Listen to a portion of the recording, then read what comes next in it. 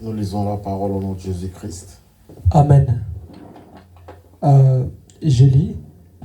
Ensuite, le roi éleva Daniel et lui fit de nombreux, de riches présents. Il lui donna les commandements de toutes les provinces de Babylone.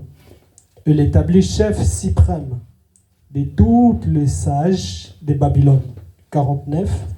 Daniel pria le roi de remettre l'intendance de la province de Babylone à Shadrach, Meshach et Abednego, et Daniel était à la cour du roi. Amen.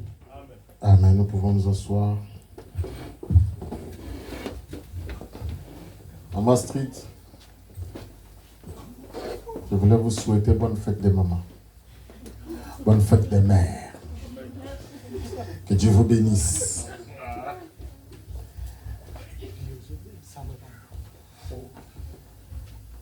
Le thème de notre message d'aujourd'hui, pourquoi Dieu nous bénit.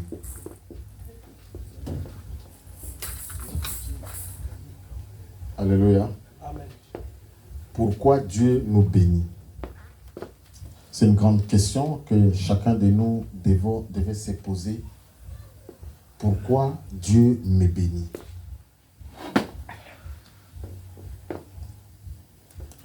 Avant d'entamer ce message, je voulais nous dire quelque chose. Chaque jour, Dieu, quand il fait quelque chose, il touche ma tête et je réfléchis beaucoup. Nous sommes allés hier à une fête de mariage avec Papa Gabi. Il y a une cousine à Maman Street qui s'est mariée au Mans. Et on est parti avec Papa Gabi et Maman Marie pour aller fêter avec eux ensemble. Arrivé là-bas, il y a deux choses qui m'ont touché. La première des choses que je dis toujours aux chrétiens, est-ce que Dieu veut que nous soyons à la mode ou pas? Le souhait de Dieu est que nous soyons à la mode ou pas? Est-ce que Dieu veut que nous ressemblons au monde? J'ai vu des frères avec des boucles d'oreilles qui chantent le Seigneur. Bon, parce que c'est à la mode, vous voyez, les piercings, c'est très beau déjà. Et des cheveux cousus qui chantent le Seigneur. Et Dieu, il est content quand il voit nous ressemblons au monde. Est-ce que c'est mauvais de ressembler aux stars? Il nous a créés par sa ressemblance. Ah, merci frère Christmas, ça n'était pas dans ma bouche ou dans ma tête. Il dit qu'il nous a créés à sa ressemblance. À quoi? À son image, à sa ressemblance. Mais nous, on veut ressembler aux oiseaux, aux pingouins. Donc, sauf Dieu. Dieu t'a créé belle, beau.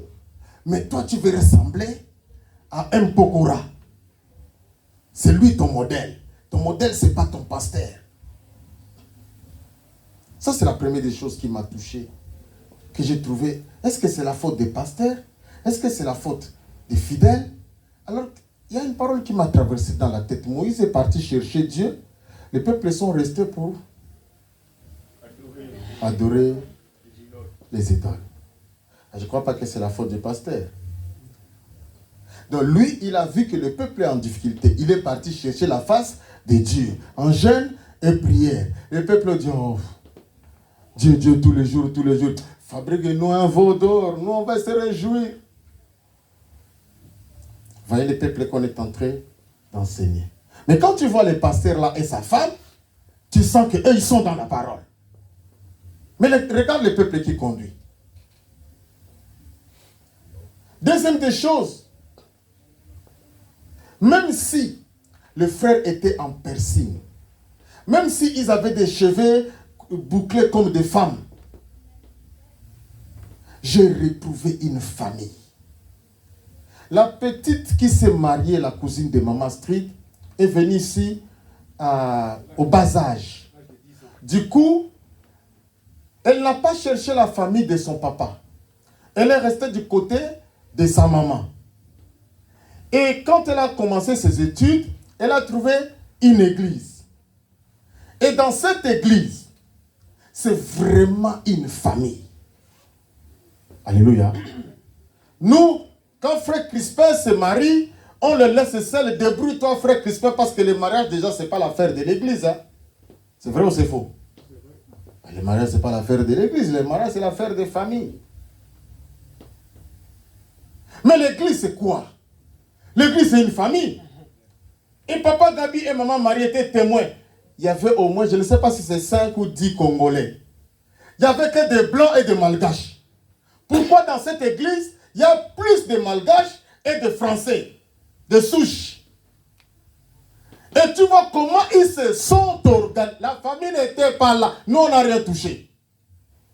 Ils ont tout fait. Même les filles d'honneur. Même les, comment on appelle ça, les vins d'honneur. Mais comment ils ont organisé les... Donc la fille, là, franchement, elle n'avait pas besoin de sa famille.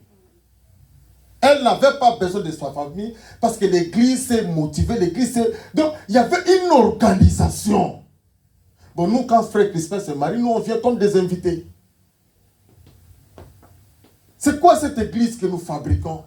C'est cette église que nous prêchons la parole tous les jours?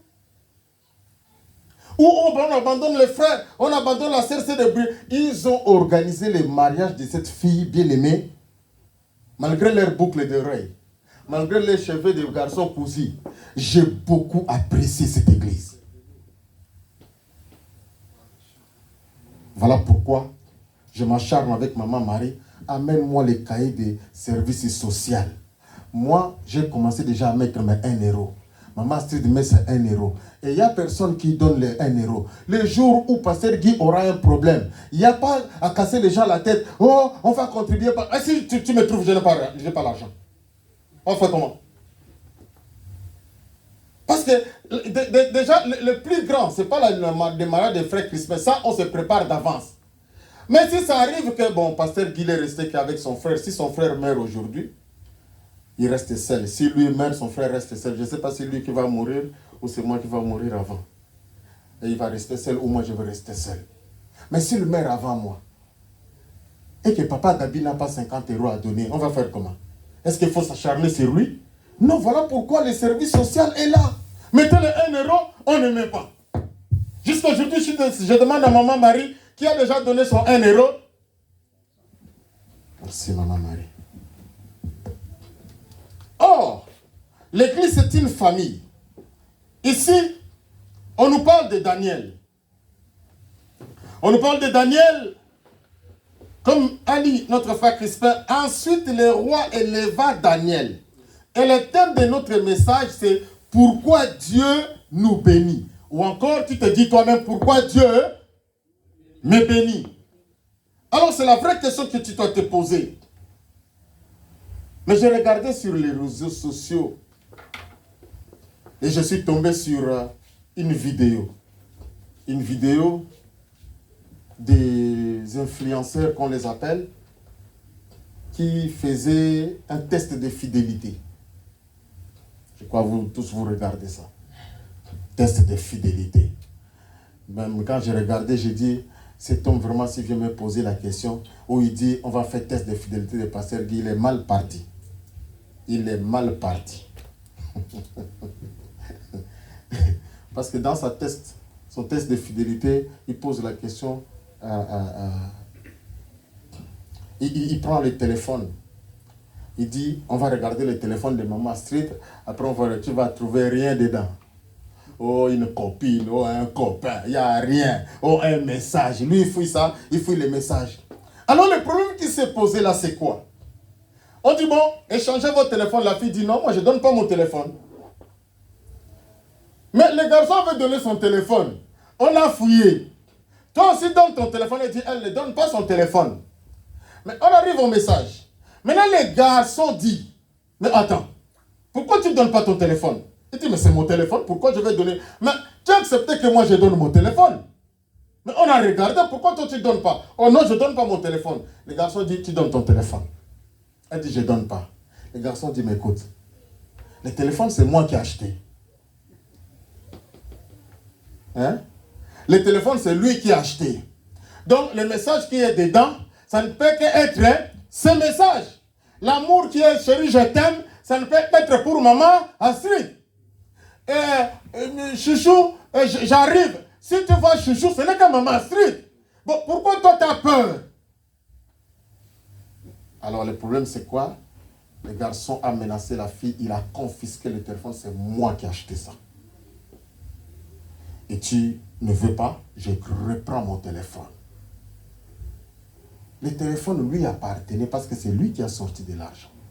Il a donné à sa copine.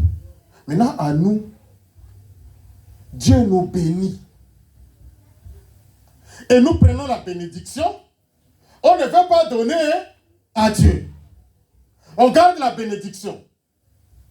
Et quand on a la bénédiction de Dieu, on a prié, Dieu donne-moi les papiers, Dieu donne-moi les papiers. Dieu a donné les papiers. Dieu, je cherche le travail, ouvre-moi la porte. Dieu a ouvert la porte. Tu as commencé à travailler, tu as l'argent. Et après, tu as commencé à prendre les sacs de chez maman Marie, les sacs de Versace Nyongo. Les costumes de Frère Crispin à Nyongo. Et quand Pasteur dit, mais on ne voit même pas ta dîme, ni ta contribution de la salle. Elle dit, parce que j'ai beaucoup de problèmes. Donc, Dieu, il n'a plus rien. Et je me rappelle que Frère Crispin, dans sa prédication, il a dit, quand Dieu te donne, il peut te reprendre. Et il peut reprendre dans tous les moyens parce que tu ne connais pas comment Dieu peut reprendre. Et quand je regardais cette vidéo, comme je dis tous les jours, moi quand je regarde la télé, même le foot, je ne regarde pas de la manière des païens. Donc ça me donne des situations dedans qui me reprend moi-même. Les indices, frère, qui me reprend moi-même. Je vois, hier je regardais le foot, je vois ces paris qui jouaient. Ils ont fini à 23h passées. J'ai vu des petits enfants comme des winners en train de pleurer. J'ai dit, mais tu ne vas pas dormir, toi? Bon, si c'était l'enfant des chrétiens, quand même, il doit dormir. Parce que les chrétiens, ils sont tellement sages, ils éduquent bien leurs enfants. Il ne faut pas qu'ils dorment tard. Mais pour un plaisir, regarde. Il faut savoir que Dieu nous bénit pour lui d'abord. C'était ça le message. Si vous voulez même, je peux m'arrêter là. Dieu nous bénit pour lui. Malheureusement, nous avons deux catégories de chrétiens. Le premier, c'est un chrétien ingrat. Le deuxième, c'est un chrétien reconnaissant. Un chrétien ingrat. Et comme je reprends le message de Frère Crispin, et comme ce monsieur qui dit, mon âme, tu as plus de biens à gogo. Maintenant, tu peux agrandir tes... Donc, il y en a, mon âme, tu peux te reposer, bois du vin. Maintenant, ta retraite est assurée. Lui, il ne pense même pas à Dieu. Hein. Un égoïste. Il pense qu'à lui. Aussi, dans l'église, il faut comme pasteur dit ce jour-là, il n'y a que lui qui a mis l'offrande et il n'y avait que 50 centimes. Donc, il croyait qu'il y en a d'autres personnes qui vont mettre comme ça, on ne saura pas que c'est lui qui a mis 50 centimes. Vous voyez? On achète le McDo de 10 euros à l'improviste à nos enfants. Et on donne à Dieu 5 euros. Frère. Frère. Ça, c'est la reconnaissance, ça. Mais nous devons changer. On a le temps pour tout, sauf pour Dieu. Vous savez, j'ai été surpris, frère Crispin. S'il vous plaît, ça, je vous en supplie, Sœur Giving. Je vous en supplie, donnez à Dieu son temps. Les gens-ci, ils sont en train de m'enseigner encore. Donc, comme je dis, même la télé, je regarde en s'enseignant. Et il commence le culte à 10h, il finit à midi. Nous, on est arrivé ici à midi, combien, frère Roland? À midi 30. Il n'y avait personne, la salle est fermée. Alléluia. La salle est fermée. Moi, j'étais dans la voiture, maman, je vois maman s'y revenir. Elle me dit, la salle est fermée. Je dis, comment la salle est fermée? Parce qu'ils respectent l'heure. Ils savent qu'ils commencent le culte. Ils commencent le culte à 10 heures. Ils ne viennent pas à 10 heures. Nous avons une mauvaise notion des temps. Et eux, ils respectent Dieu. Je ne sais pas, j'ai dit ça la fois passée. Est-ce que c'est le problème de la peau ou quoi? Parce qu'ils ne sont pas des blancs. Hein. Pour nous. Parce qu'un Brésilien, ce n'est pas un blanc. Et encore un Portugais, on ne le considère même pas. Mais regarde comment ils sont. Ils sont comme des Occidentaux, là, que vous voyez, des Français, comme des British. L'heure, c'est l'heure. On commence à 13h. C'est pour cela, quand je suis arrivé, 13h, j'ai démarré.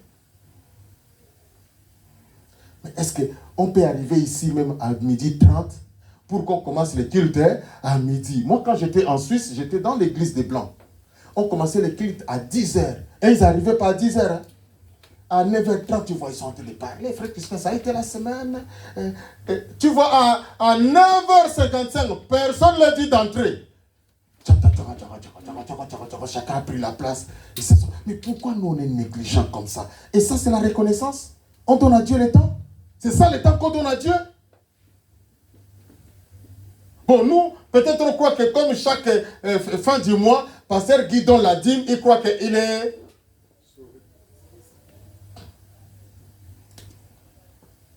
Nous avons eu l'enseignement les vendredis. Peut-être même ce n'est même pas ça que Dieu attend. Parce que Dieu, on ne connaît pas ce qu'il attend de moi. Donc dans tout, je dois être fidèle. Dans tout, je dois être ponctuel. Parce que je ne sais pas à quoi il m'attend. Je dis ça le vendredi. Mais pour Abraham, mais il est sorti de son pays. Pourquoi? Parce que Dieu l'a appelé. Est-ce qu'il n'a pas obéi? Il a obéi. Est-ce qu'il n'aimait pas Dieu? Il aimait Dieu. Mais quand il donne les sacrifices, Dieu lui dit, maintenant je sais que tu m'aimes. Oh, mais arrête. Toi, tu me dis, va dans un pays où même je ne connais pas. Donc je ne t'aimais pas, c'est pour ça que je suis parti. Frère, là où Dieu nous attend, on ne sait pas. Nous devons être ponctuels, nous devons être fidèles.